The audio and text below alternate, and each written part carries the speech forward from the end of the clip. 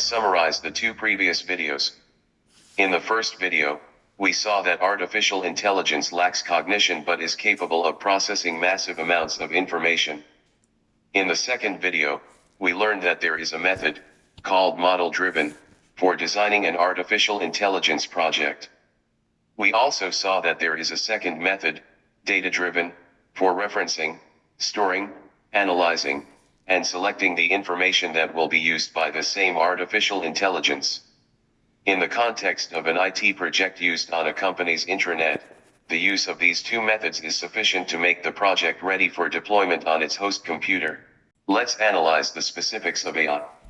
An artificial intelligence, AI, project presents other constraints that depend on the relationship between current computer performance, software development methods, and the massive amount of data involved.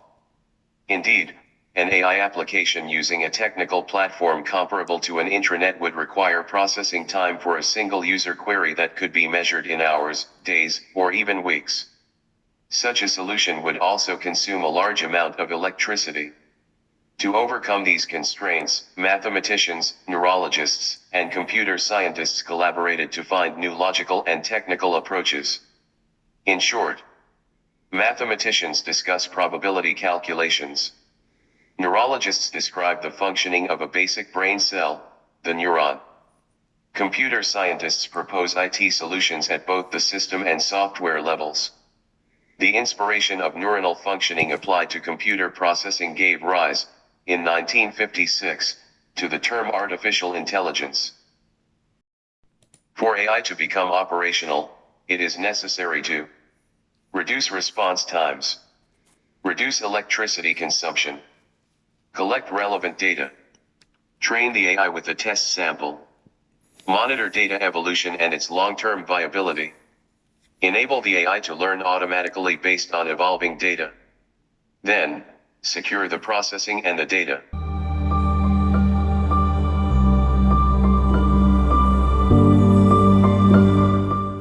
Saving time and energy. Standard software runs on a computer's central processing unit, CPU. Even if a computer has more than one CPU, its current execution performance is insufficient to meet the needs of AI software. This slowness is such that AI was very slow to become operational. To solve this problem, researchers collaborated with neurologists to understand the workings of the brain's basic cell, the neuron. It turns out that information to be processed by the brain is broken down into multiple simple analyses distributed across several neurons. Then, it is the combination of the results from each activated neuron that allows the brain to resolve the initially received information. Research has therefore focused on simulating this process. Its practical application didn't begin until the early 1980s. Indeed, it was at this time that the first color graphics cards were marketed to the general public.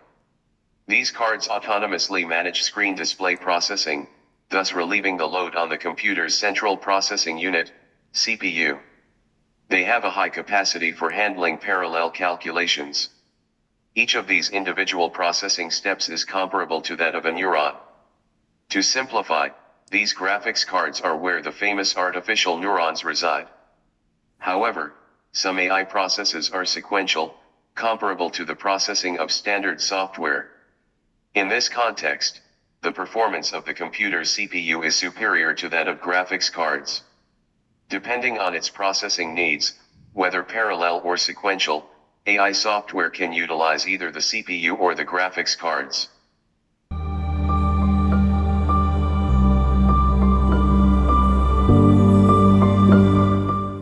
Without going into the technical details of how a neuron works, we can briefly describe its logical use. An artificial neuron is a basic function that receives input information, analyzes it, and then outputs its result as a value between 0 and 1. This value is then used to represent a percentage. For example, imagine a neuron that analyzes the color blue. It receives any color as input. The neuron analyzes this color. The neuron outputs a value between 0 and 1 that represents the percentage of blue in that color. For example, 0.60. Now, we would like to know the other primary colors that make up this same input color. We use two other neurons, one for red and one for yellow. The final result from the three neurons could be blue equals 0.60, red equals 0.10, yellow equals 0.30. These three neurons form the input layer of what is called a neural network. Now, I would like to know if this color is one of the 7 colors of the rainbow.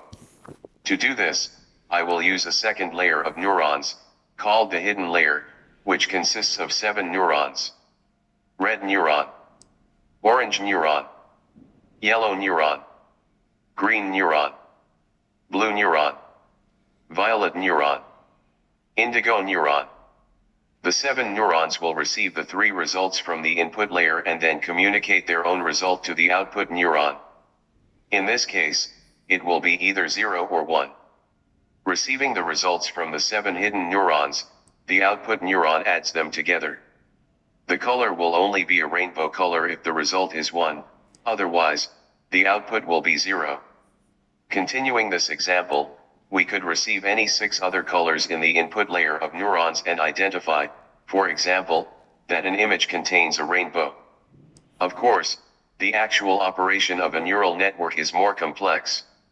Among other things, a neuron has parameters such as its weight, threshold, and bias, which are adjustable during the AI testing phase and then retained in real-world use. To delve deeper into this topic, I encourage you to consult the relevant technical documentation.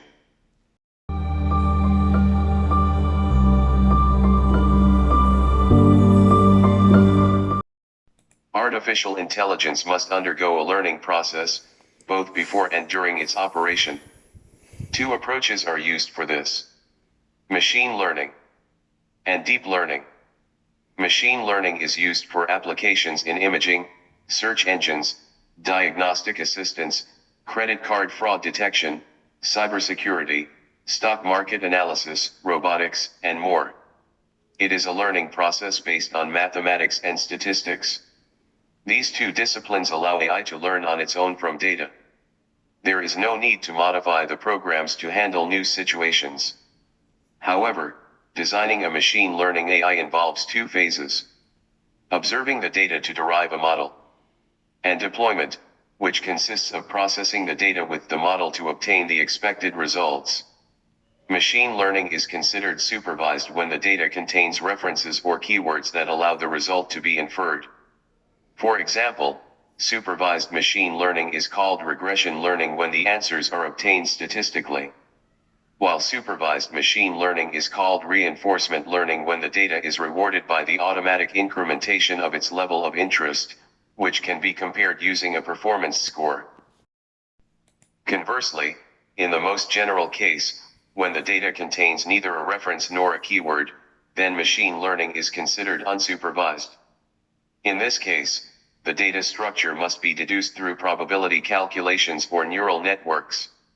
Finally, there are other modes of machine learning, mentioned here for informational purposes only, which are semi-supervised, partially supervised, self-supervised, or transfer learning. In summary, machine learning allows AI to adapt its behavior based on the situations it encounters, both during its development and during its actual use. Deep learning is used for applications such as facial and speech recognition, natural language processing, image interpretation, and more. Deep learning uses neural networks to extract features from data that itself undergoes a learning process. In other words, it's a cascade of hidden neural layers that pass on their learning to each other to deduce further learning.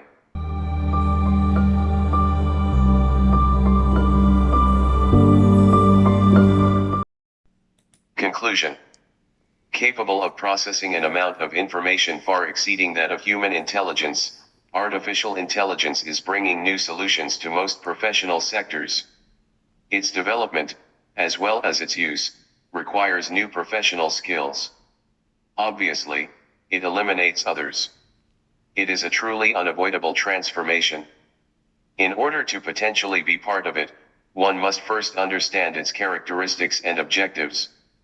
This series of 3 videos, dedicated to its brief presentation, may help you to become more interested in it. Thank you for your attention.